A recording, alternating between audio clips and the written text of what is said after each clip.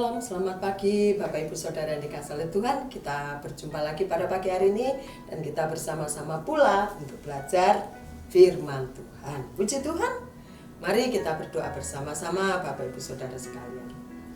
Terima kasih Tuhan Yesus, pada pagi hari ini kami bersyukur dan kami tidak pernah berhenti untuk mengucap syukur kepadamu, karena memang apapun yang terjadi dalam kehidupan kami sungguh bersyukur karena kami percaya yang terbaik selalu Tuhan berikan kepada kami. Terima kasih, tenangkan dan teduhkan hati dan pikiran kami pada pagi hari ini, supaya apa yang kami pelajari Tuhan semakin menguatkan iman, percaya serta pengharapan kami kepada Engkau. Di dalam nama Tuhan Yesus, haleluya, amin. Puji Tuhan. Bapak Ibu Saudara yang dikasihi oleh Tuhan, saya percaya Bapak Ibu pasti pernah merombak rumahnya, ya, merombak apapun. Yang suka motor akan merombak motornya, ya, yang suka mobil akan merombak mobilnya untuk menjadi lebih baik lagi, ya. Pada pagi hari ini saya akan memberikan judul dalam sharing saya, renungan, yaitu memulihkan apa. Puji Tuhan, memulihkan apa, ya, yang terambil dalam kitab Mazmur. Di dalam kitab Mazmur 85 1 sampai ke 14. Bapak Ibu Saudara sekalian dikasihi oleh Tuhan, kalau kita melihat kehidupan kita sehari-hari, kehidupan masyarakat yang ada di sekitar kita setiap hari, ya, yang dijalani itu adalah kehidupan yang syarat dengan hal-hal yang itu membuat bebannya semakin tertindih, ya.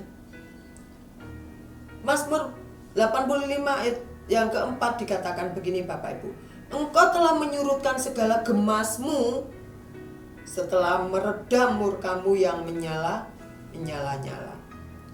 Bapak Ibu Saudara sekalian dikasihi oleh Tuhan, ternyata kita hidup itu banyak problem.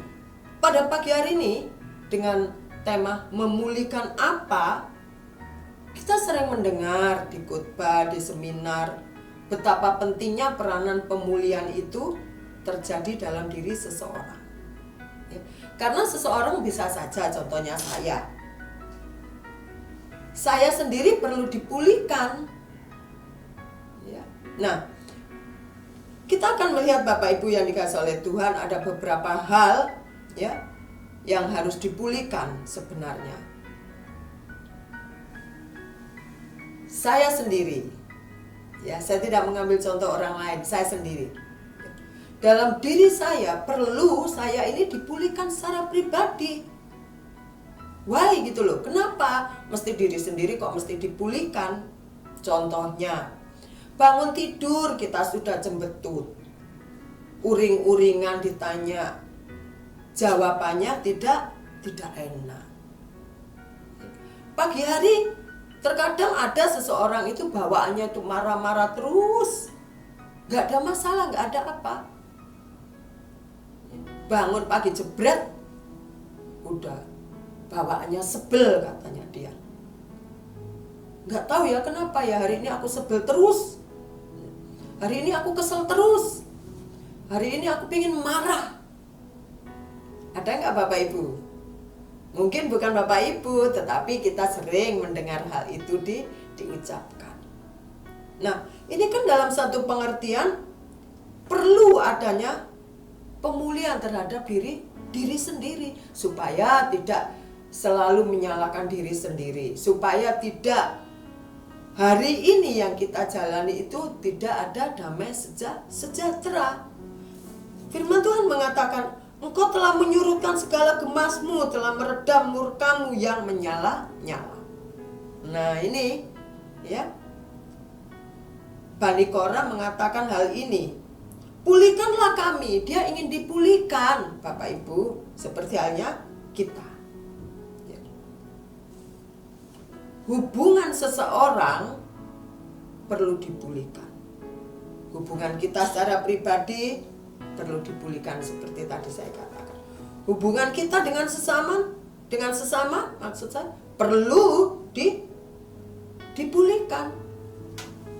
Kita pernah lihat atau pernah mendengar, ya, jangankan lihat orangnya, baru mendengar detak langkahnya, tak, aduh, udah kesal kita.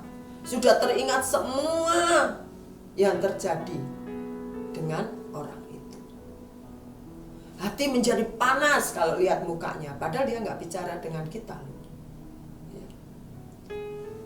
Jadi ada perasaan sakit hati waktu kita lihat saja. Nah, dalam hal ini perlu ada dipulihkan hubungan terhadap diri sendiri dan juga terhadap orang lain.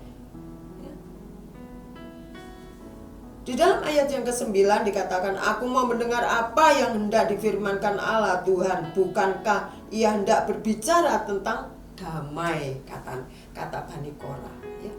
Tuhan hendak berbicara tentang damai. Tetapi apakah manusia juga, ya, mempunyai hubungan dengan Tuhan itu juga baik? Kadang-kala juga tidak. Kadang-kala kita manusia ini acuh kepada Tuhan. Kadang kita ini manusia seakan-akan tidak peduli, tidak butuh dengan Tuhan. Kita marah. Mana sih Tuhan ini katanya menolong aku? Mana sih Tuhan ini aku sakit kok nggak disembuh-sembuhkan? Tuhan lihat nggak sih? Udahlah aku nggak mau berdoa. Sudahlah aku nggak mau ke gereja. Malas. Nah, siapa ini yang disalahkan? Tuhan diacuhkan, Tuhan tidak diperdulikan, sehingga hubungannya akan menjadi putus. Yang rugi siapa, Bapak Ibu? Tentunya kita. Tuhan mah nggak pernah rugi, tapi tentu dalam hati Tuhan juga bersedih. Oh anakku, kok kamu begitu sama aku? Tidakkah cukup kasih setiaku? Tidakkah cukup anugerahku? Tidakkah cukup berkatku atas engkau? Amin, Bapak Ibu. Nah, oleh karena itu pada pagi hari ini Bapak Ibu Saudara sekalian, kita bukan kebetulan belajar terhadap doa Bani Korah yang disampaikan ini agar umat Israel mendapat pemulihan kembali. Kalau kita tilik di dalam perjanjian lama, ya, bagaimana perjalanan bangsa Israel ini, nggak pernah puas menyalahkan Tuhan, menyalahkan leadernya Musa, menyalahkan diri sendiri juga. Kenapa lebih baik aku mati daripada dibawa ke sini? Hei Musa, kamu nggak turun-turun, ya, Harun bikinkan kita patung lembu emas supaya kami bisa beribadah kepada Dia. Amin, Bapak Ibu. Nah, ini yang kita pelajari pada pagi hari ini, doa mohon Israel dipulihkan yang dilakukan oleh Bani Korah. Biarlah pada pagi hari ini juga doa kita, supaya hubungan kita terhadap diri kita sendiri damai. Ya. Kalau damai selalu ada sukacita, selalu ada senyum dalam bibir kita. Dengan sesama, hubungan kita dengan sesama, kita mau pulihkan juga. Lalu dengan Tuhan, kita juga mau pulihkan. Lalu siapa yang memulihkan hubungan ini? Terhadap diri sendiri, terhadap sesama, dan juga terhadap Tuhan? Siapa yang akan memulihkan masalahnya? Tentu jawabannya adalah diri kita sendiri. Selain orang lain juga perlu ambil bagian dalam pemulihan hubungan ini. Bapak Ibu Saudara yang dikasihi oleh Tuhan, sesungguhnya kita perlu mempunyai itikat yang baik dan terbuka terhadap orang lain. Pada saat kita merindukan, menginginkan, mengharapkan hubungan kita dipulihkan terhadap sahabat kita, terhadap teman kita, terhadap kolega kita, terhadap rekan kerja kita, dimanapun kita berada. Kita yang harus mempunyai itikat baik untuk mendatangi, dan juga tentunya dia juga punya etikat yang sama seperti kita, sehingga hubungan terhadap sesama itu akan terjalin dengan baik. Sehingga seperti di sini dikatakan, aku mau mendengar apa yang hendak difirmankan Allah Tuhan, bukankah Ia hendak berbicara tentang damai. Sehingga damai, sehingga pemulihan ini akan tercipta. Bapak Ibu Saudara yang dikasihi oleh Tuhan, oleh karena itu mari bersama-sama kita melalui diri kita terlebih dahulu, agar pemulihan yang datangnya dari Tuhan itu senantiasa melingkupi kehidupan kita. Sehingga untuk terhadap diri kita sendiri kita mengasihi, terhadap orang lain juga kita mengasihi tanpa bersungut-sungut, apalagi terhadap Tuhan. Begitu besar kasih Tuhan kepada kita. Apa yang harus kita lakukan, apa yang harus kita balas, tidak ada kecuali sembah dan ucapan syukur kita. Puji Tuhan.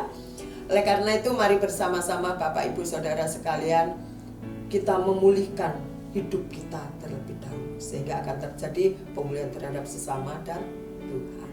Puji Tuhan. Mari kita berdoa bersama-sama Bapak Ibu Saudara sekalian. Terima kasih Tuhan, terima kasih pada pagi hari ini Tuhan. Kami percaya Engkau selalu hidup dalam kehidupan kami, dan Engkau terus ada membimbing kami Tuhan, dan memberikan yang terbaik serta kekuatan kepada kami. Kami rindu Engkau terus menerus Tuhan memberikan pemulihan terhadap diri kami, terhadap sesama, terlebih terhadap Engkau Allah yang begitu baik dalam kehidupan kami. Sehingga yang namanya damai sejahtera itu benar-benar kami nikmati dan kami rasakan, sehingga terpancar dari hidup kami, dari wajah kami kemuliaan Raja. Terima kasih Tuhan. Di dalam nama Tuhan Yesus kami serahkan hidup kami sepenuhnya. Haleluya, amin. Selamat pagi, selamat beraktivitas Bapak Ibu. Tetap percaya Tuhan Yesus bersama dengan kita. Amin.